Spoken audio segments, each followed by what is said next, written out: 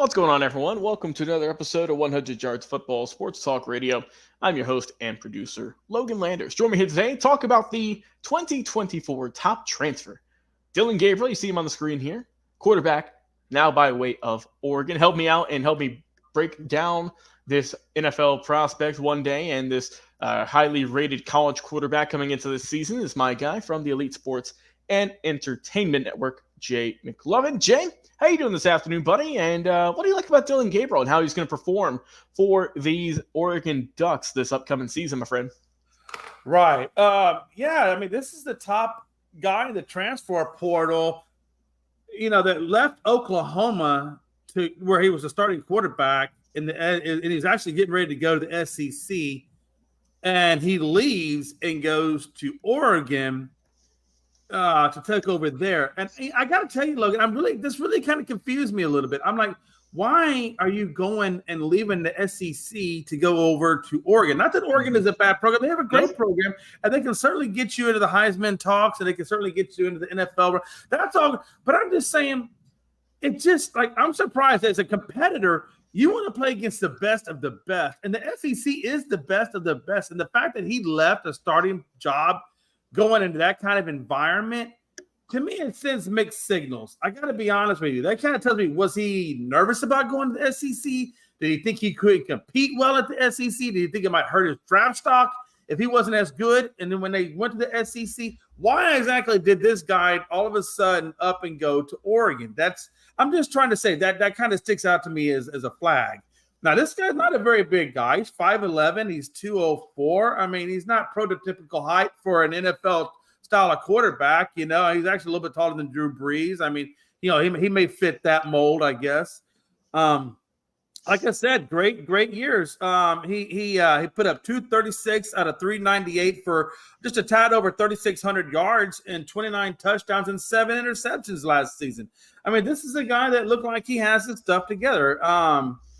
He beat Marshall in the Gallup-Perillo Bowl when he was over there as well. I mean, he's got some bowl wins to his name. I don't know, man. In 2019, the guy put up 3,600 yards and 20. He put up 3,500 yards. Again, 27-9 on the touchdown to interception ratio in 19, 32-4 in 20. I mean, so he's getting better as he's going along. Mm-hmm. He got injured in 21, so he wasn't able to play in 21, and that's when he wound up in Oklahoma. So in 22, he picked up pretty much where he left off at 3,100 yards, 25 touchdowns, 6 interceptions. And then at 23, he had a great year, 10-2 at 3,660, 30 touchdowns, 6 interceptions. I mean, why would this guy leave Oklahoma when he's playing so well there? He's getting ready to go to SEC, which will super hype him up even more. The coverage will be out over the top. SEC always gets the best coverage, especially at Oklahoma. So I don't understand why he didn't just stay where he was, Logan. And that kind of sends a flag to me saying that maybe he didn't think he was good enough to compete at the SEC level, because why would you run from greatness?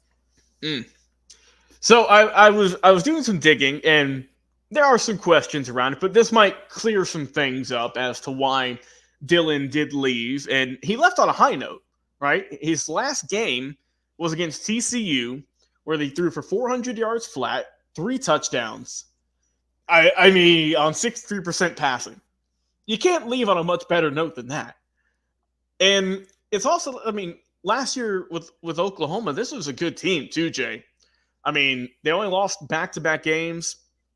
It's Kansas and Oklahoma State, and both of those were short losses by a loss of total of 8 points. So Dillon was doing all he could. He did a good job, but in an interview he did, it seems like Jeff Lebby was a big factor in why he left. And Jeff Lebby was the now former offensive coordinator over at Oklahoma, who is now the current head coach at Mississippi State. Okay. Gabriel said in a quote with the Oklahoman, a website I'm getting this off of, he said, so the question was, would Gabriel have stayed with the Sooners had Lebby returned instead of taking the head coaching job at Mississippi State? In a quote, he says, I'd be lying if I said it didn't have a part in it, saying if Lebby was still there, then who knows, right? But that's just kind of a guessing game, Gabriel said. He's earned it. He's a great coach. His offensive mind is something that's new and upcoming. So, and I'm also kind of surprised he didn't go into the draft, but I guess it was because it was a dense draft class per se, because we know there's a lot of quarterbacks taken early Oh, on. God, yes. Absolutely. So it seems like maybe timing also. He said, okay, I can still stick around for 1 year. And also with Oklahoma, they have a really good freshman quarterback, Jackson Arnold, who very highly touted. That he might have got the impression, this is just assuming at this point, just that he was going to be the next guy up, and that maybe Gabriel was going to lose some playing time over at OU. Just a thought, a thought. But Gabriel did text him and said, Arnold said, hey, just have fun out there and ball out. Hope we see him down the line at some point this year. So it seems like, not that he was pushed out of Oklahoma, but it kind of seemed like maybe the writing was on the wall with his offensive coordinator leaving and this hotshot recruit that they have. They might have just been some stuff behind the scenes going on. Who knows? But I think at Oregon, I think that Gabriel, I mean, you said his stats. The guy is a really good player. That's why we have him listed as a top transfer this year. And he's honestly been kind of flying under the radar, Jay. I mean, he's been playing college football since 2019. And you hear about him here and there, right? But it seems like someone always kind of goes over top of him. Someone always gets a little bit more hype than him. Well, now it seems like this might be the chance for Dillon Gabriel, Jay, to claim his stake as one of the best quarterbacks in 2024 going into next season's draft. I think that he's got all the intangibles. You mentioned the passing stats. He's always solid. He's very good at his touchdown to interception ratio, which I'm always a big fan of. What I always look at is, can you keep it clean? Can you avoid getting sacks? And I mean, his career high in sacks for a season was only 25. That was in 2022. So he's good at avoiding the pressure. He's good at limiting turnovers, and he can sling the ball with the best of them. So I think that overall, Dillon Gabriel will have a very successful 2024 with the Oregon Ducks. They have a good program out there, of course, with Dan Lanning as their head coach, who last year they looked tremendous. I mean, they've got just some of the weapons he's got is Trayshawn Holden, Evan Stewart, Tez Johnson. You've got a big tight end over there as well, and Terrence Ferguson, your running back, is James Jordan. So I expect that Dillon will be more of a focal piece and a centerpiece at that Oregon team and at the helm at the quarterback position. But overall, I expect him to have a really good season, Jay, and potentially, kind of make his mark as being one of the best quarterbacks coming out of this season. So it's going to be interesting to see. But do you have any final thoughts before we wrap up our show here today? Yeah, I think he went to Oregon because they have better uniforms. Let's be honest. Hey, and we know that they have about 35 and counting. Oh, I'm sure there's new ones being made as we film. And also, the guy over at Nike, I think it's Phil Knight. He said, he came out recently and he said, I'm going to push all my money into this. He says, whatever this team wants, this team's going to get, because I want me a championship.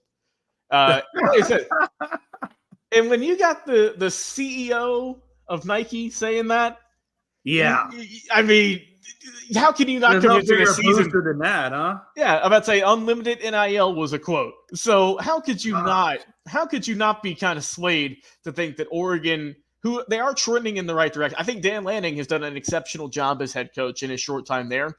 Obviously, we saw what he did with Bo Nix last year. My God, Bo Nix was tremendous. Yeah. And Oregon's ranked either 3 or 4 right now, aren't they, in the rankings? I mean, they're right in there in the mix. Yeah, Oregon is a solid team. I think that this is a really good program, and I mean, it's hard not to like them. It's hard not to think they're going to do something good, right. Being as highly touted as they are. So I'm expecting big things. Yeah, absolutely. All right, well, guys, we want to hear what your thoughts are about Dillon Gabriel. You see here on the screen, and how he will perform at Oregon come year 1. Hey, Jay, appreciate you coming on the show, my brother, talking about this guy on the screen here. You see Dillon Gabriel. I've been your host and producer, Logan Landers. Till next time, everyone. We'll see you again on another live